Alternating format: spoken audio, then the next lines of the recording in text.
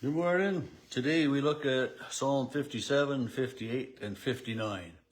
These three Psalms they're all by David, and each one of them can be sung to the tune of "Do Not Destroy," and it's when I read these psalms, though, the meter doesn't seem right, but I mean they're written in English now compared to when David wrote them. They were definitely not in English, and meter is a musical term that you can the number of beats in a refrain. It's like Twinkle Twinkle Little Star and ABC, both sing to the same tune. And other songs that can be, like this melody and this melody you can sing the words for this song to the melody of this song, and they fit. That's the counting of the syllables in each refrain that way and everything. And that's, you can find a lot of those similar things in different hymnals that way. Psalm 57 and 59 are both prayers for deliverance from enemies, or that way, and 58 is a little bit different. It's kind of asking for a curse to be put on these wicked, or pointing out the ways of how they're wicked, and asking that. Saying, the vengeance, the righteous will see the vengeance, it's kind of, get what they got coming to them, in so many ways. And, but to begin Psalm 57, it's again, be merciful to me, O God, be merciful. My soul takes refuge in you, and in the shadow of your wings, I take refuge. And there are, many times that the shadow of the wings, or like it's on eagle's wings, that we have that protection, like a mother hen with its wings spread over her brood to protect them from the rain and whatever else it may be. But so he's the shadow of your wings, I take refuge. There is safety there. There's protection there. I don't fear when I am under the umbrella of your love. Kind of that same image of, being under the wings of being under an umbrella, protecting, and so many ways that the word of God, the will of God, the laws of God are like that umbrella of protection over us, protecting us from Satan, reminding us of where we should be and of how we should live, and how we should lead our lives. So that shadow of the wings, I take refuge. It isn't just a fleeting image, but it's a place of safety. And he's asking for protection from his enemies, and for God to, of course, destroy these enemies. And a good share of these Psalms that way were written when Saul was pursuing David, and when Saul's armies were pursuing David. And then again, there were others that were when David and Israel, or Judah, where he was king, were under attack by other nations, by other kings and leaders as well. Verse 2, I cry to God Most High, to God who fulfills his purpose. He will send from heaven to save me. This is confidence in God's love and God's grace. Verse 4, I lie down among lions that greedily devour human prey. It's, though, like Psalm 23:5, yea, though I walk through the valley of the shadow of death, I will fear no evil, for thou art with me. And so here I lie down among the lions, in the midst of my enemies, I feel secure and safe, and that's, and it's kind of like David in the lion's den, God shut up the mouths of the lions, or the lions weren't hungry when they were in there, when Daniel was in the den with them. And it says their teeth are spears and arrows, and their tongues are sharp swords. And then verse 5 is the same as verse 11. It's kind of like the chorus of a song maybe or something, but, be exalted, O God, among the heavens. Let your glory be over all the earth. And I mean, we do. We lift up God. God is so much more than we are. And so we lift God up. And then verse 6 is kind of like, they get caught in their own trap, or caught in their own words, or karma comes, They set a net for my steps, my soul was bowed down, they dug a pit, but they have fallen into it, And so, they plan this, but it backfires on them, and they're caught in the trap. And then again, my heart is steadfast, my heart is steadfast.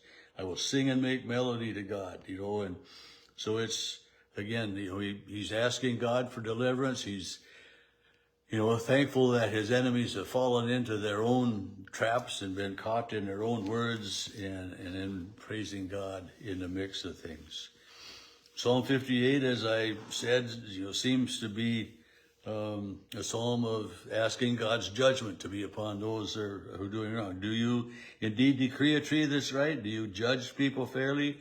No, in your hearts you desire, devise wrongs. Your hands deal out violence on the earth, and so he's not talking about God, in so many ways here, but he's talking about these leaders of the earth and those that are against him. The wicked go astray from the womb. They err in their births. They have venom like the serpent. They're deaf, but this is a plea from David to asking God to destroy his enemies, to set a safe path before him, to, if this is about Saul, or if it's against, some other kings or rulers, but it's, the character of the enemies is, that they're not faithful to God. They're not God-fearing. They're not following God. They're not listening to God. And they're coming against David. So, oh God, break the teeth in their mouths. Tear out the fangs. Let them vanish like water that runs away. Let them be destroyed like grass that is trampled and withered. And it's just, grass isn't quite resilient. But if it gets, a certain path, I mean, there's a path coming from the machine shed over to some trees. I mean, our cats here, they've got a path. There's no grass growing in that path. They walk it, and then, so the grass is trampled and has withered away. And this is the image of what David would like to see happen to these enemies, that they would just, be non-existent. And that's, and I think about too this. I mean, I talked about the path our cats have in the yard, but many times the wild animals, deer and fox, they follow the same paths, they follow the same trails, and if if you're driving on gravel roads, or if you're driving any place, I guess, and you see a deer come up out of the ditch one place one time, it's very possible that it will come out of that ditch very, very similar location, because they follow their paths. They have those habits that way. But there's the verses 3 through 9 are just asking God to just take care of these people, just like these things, and let them be like the snail that dissolves into slime. Let them be the untimely birth that never sees the sun. I mean, we don't wish that for a birth, but it's just just to sweep them away is the end of verse 9. And then the righteous will rejoice when vengeance comes.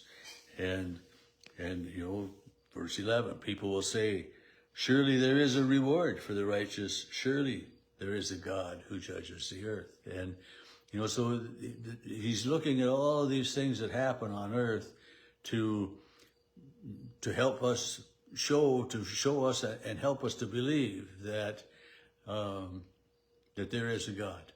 So one of the grandkids is evidently watching on Cheryl's phone, because it says, hi, Grandpa. She's got a few of them in the house today for now.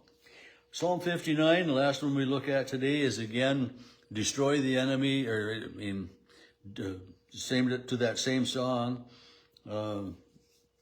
and deliver me, O God, from my enemies. Protect me from those who rise against me. And then verse 7. They are like bellowing, there they are, bellowing with their mouths, with sharp words on their tongues and lips, because they think, well, who's going to hear us?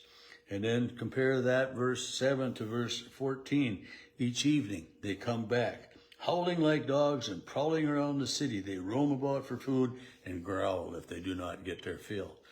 And so, he's talking about the enemies. He's talking about, people who do evil in the dark and stuff. And they keep coming around and prowling around and, growling if they don't get their own way and stuff. And so it's the way of people as well as the way of animals. They travel in packs, and if you start following the wrong leader, it can end up being really bad. But again, the last verses, 16 and 17, I will sing of your might, I will sing of your steadfast love. You have been a fortress to me. So he comes, asking for deliverance, and then stating faith and trust and showing his reliance upon God. On my strength I will sing praises for you.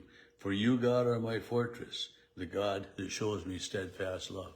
So David models for us bringing our cares to God and praising God, which is, a great thing for us to do, to cast your burdens upon me, Jesus says, and just, to put our trust that God is daily watching out for us.